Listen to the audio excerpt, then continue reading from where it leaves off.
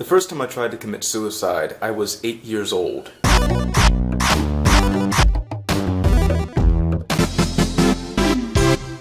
It was it was a really rough year. I was in about the 3rd or 4th grade, and I was in the 3rd grade. And during this year, my little backstory, my father and my mother had separated, had divorced long before I was born. We were living in New Jersey at the time, and I was living with my mom and my stepdad. And up until this point, my dad had promised over and over and over again that he was going to pick me up during the weekend, and, you know, I was going to get to hang out with him. Well, there was this one moment, this one time where he promised, "Hey dude, I'm going to come pick you up." And he never showed. And it was a really rough week. I had gone through a lot of abuse with my stepfather. He used to always call me sissy or faggot or you know, little crybaby or mama's boy or whatever. Anytime that I laughed around him, it was like this this annoying sound to him, and he would start barking at me and getting really mad. He hated me, and he had no real reason to hate me, but he actually told my mother at one point, "I don't know why I don't like the boy, I just don't like him." So long story short, I was 8 years old. I was upstairs in my room, and I had a journal. I've always been a journal kind of person. And I had wrote in big bold letters over and over again, "I hate myself." I'm 8 years old and writing this over and over and over again. And then after a while, you know, after sitting there and have tears coming down, all that kind of stuff, I took a plastic bag and wrapped it over my head and tied it tight.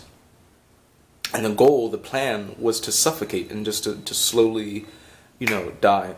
I ended up ripping the bag off because I couldn't breathe.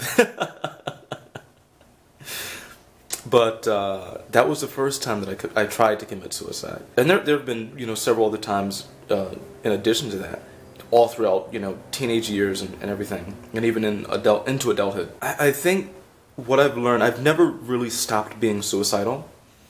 But what I've learned is that you have to continue pushing forward, right? I mean, suicide, the whole reason behind suicide has nothing to do with anybody else. It's all about you and having this sense of personal rejection, right? You don't like who you are. You're not accepting yourself. And I know it's complete bullshit.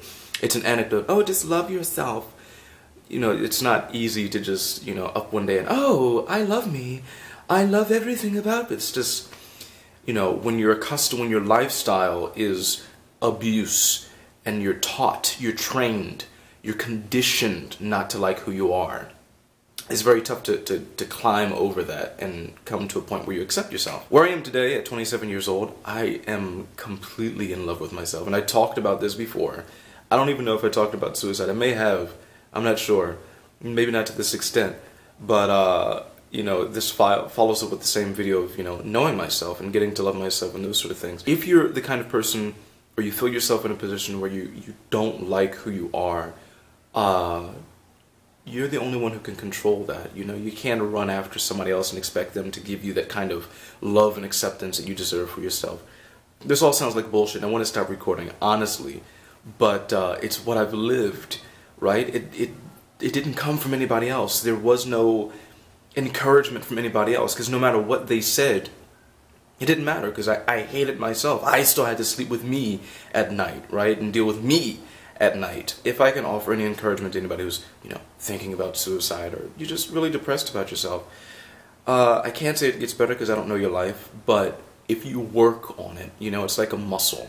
This is so anecdotal and so self-helpish, but it's literally like a muscle, and if you continue to work on loving yourself and accepting who you are, eventually it just clicks. And maybe that just comes with age, so if you stick around long enough, you'll find out.